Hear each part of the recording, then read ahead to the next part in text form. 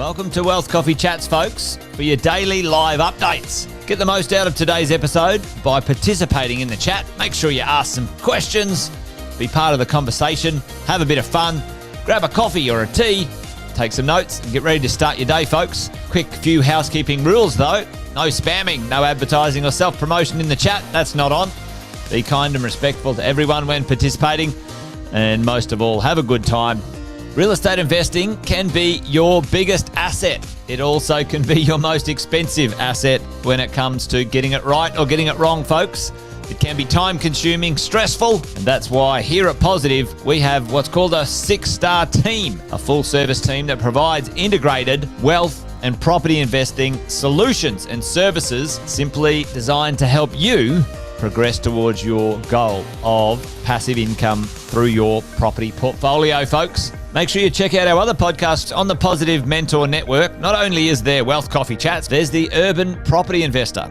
Drops every Wednesday with straight talking investing strategies and lessons with Sam Saggers. Property Investor Tales.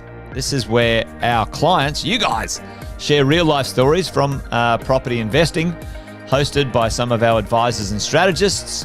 And that's done every fortnight, dropping every Monday. Wealth, Wine and Wisdom, folks, that debriefs the week that was in the world of finance and property, hosted by yours truly, Jason Witten and Andy Fenton on Fridays. Hey, good morning, folks.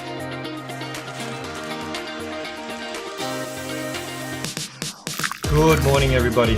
Welcome to another Wealth Coffee Chat. Hope you're well, folks, wherever you are. There it is, team. Morning. Morning, wherever you're tuning in from today. Early bird gets the worm, they say. Here at Positive, we offer a 6-star team. It's a team that help you at every stage of your wealth creation journey.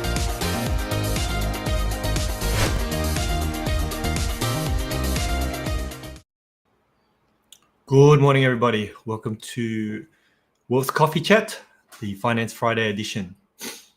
So how does a mortgage broker flirt? Want to lock in something long-term? Tragedy this week. The anticipated rate drop for July did not actually come true. And a lot of economists were very surprised about it. With inflation on the lower end, the RBA was saying that they wanted to be more cautious around how quickly they were going to drop interest rates. So now all indication is that the next rate drop will actually come in August. Fingers crossed the RBA don't hold the same position that they did in July. But everybody's saying that since it has been on hold in July, that the rate drop will come in August. So looking forward to some good news as winter continues. Today, I actually want to have a conversation about rent vesting. You may ask what rent vesting actually is.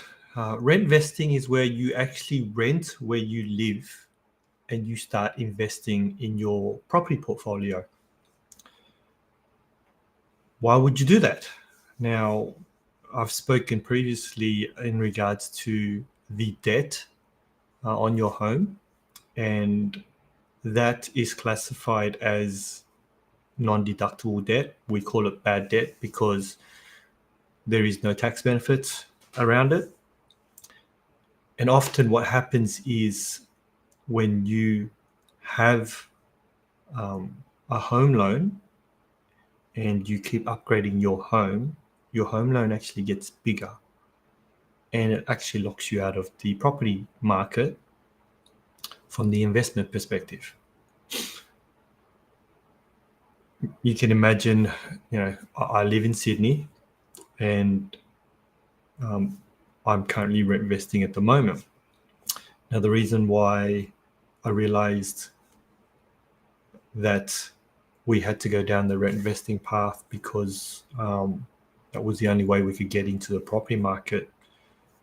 We upgraded a few homes. Homes in Sydney are a little bit on the expensive side.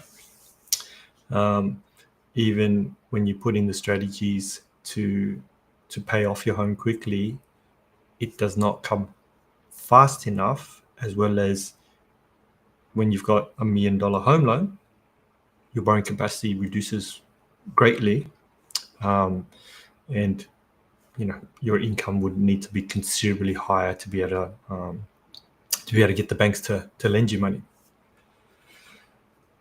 So we looked into renting a property, so that the kids could be in a good area to go to school, and we rented out our home. Now, often, especially with a lot of families that I know, especially in Sydney, the areas that have really good schools, like we tend to move a few times. You get married, you move into your first home together, then you have a kid and realize we need a place where there's a good childcare, where there's good primary schools, then good high schools, then near public transport so your kids can go to university. And you can quickly get to, especially around Sydney, the costs for homes that are in good school areas, school catchments, around $3 or $4 million. I've actually had clients who purchased a $2.5 million property, then purchased a $4 million property because they wanted to be closer to their kids' high school. And then the home loans on that, start at $1 million, then become $2 million. How do you invest when you kind of have those type of loans? Now, we obviously talk about the PPR upgrade, which is great, but having home loan debt really locks your ability to borrow.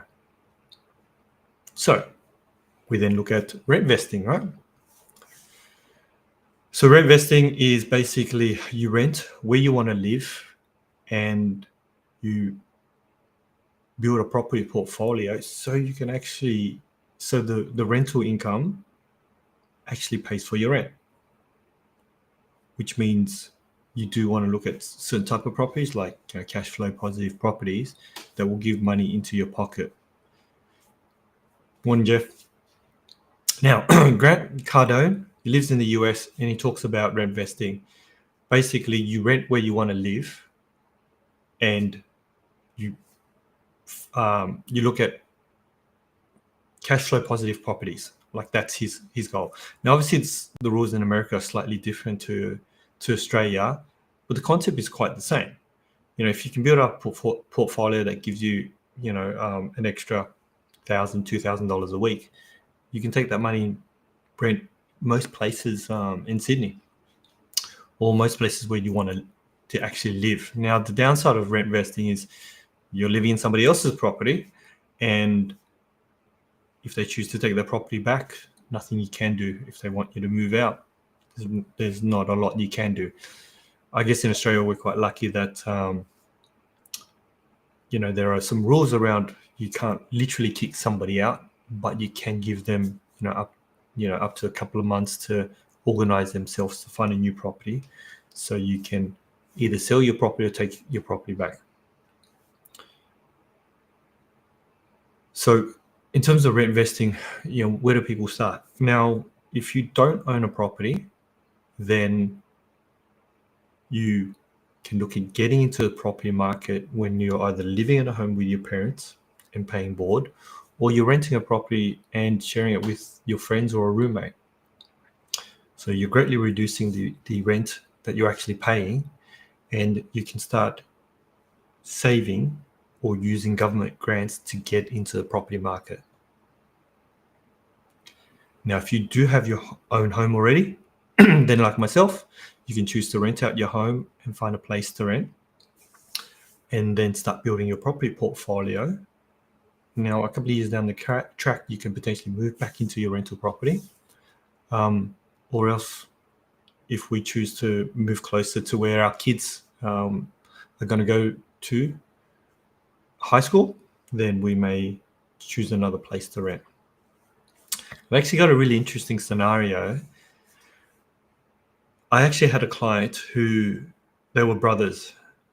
And when I was doing their loans, I found out that they actually purchased each other's property. So what actually happens is the eldest brother purchased the property for his younger brother's family, and they live in that property. And the younger brother did the same thing for the older brother. So they both don't have home loans, but they own their own home. Now, there's, I guess, a lot of trust in regards to if things get bad.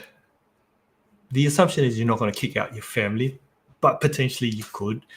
But that's another interesting way as well. We've got other clients who parents have multiple investment properties and they rent out one of the investment properties to the kids. And the kids' families live in there, but the kids' family, goes and then builds out their property portfolio. So there are ways, I guess, to work with family members in a way where you can use rent vesting, but not have the downside of feeling like you're living in somebody else's property and there's a potential to be kicked out or they're asking you to move out. So those are a couple of the ways which you can look at in terms of rent vesting, why we would look at rent vesting, and how that will help you start your property investment journey. In Sydney, when you have a huge home loan or any of the suburbs where house properties are really expensive, if you've got a huge home loan, you could potentially be locked out of the property investment market for decades. So if anybody has any questions in regards to potentially look at rent vesting, happy to have a chat or reach out to your broker and run some numbers and see if you change your home loan into an investment loan and you paid a little bit more and you started paying rent, how much servicing can you actually unlock? How much of the borrowing power can you actually unlock? Just run the numbers. Again, it is often something where we as Australians have the dream of owning our own home, and this goes almost against that. But what I would say to you is ask the question, how can I get into the property market, and then how do I still purchase a home for me to live in?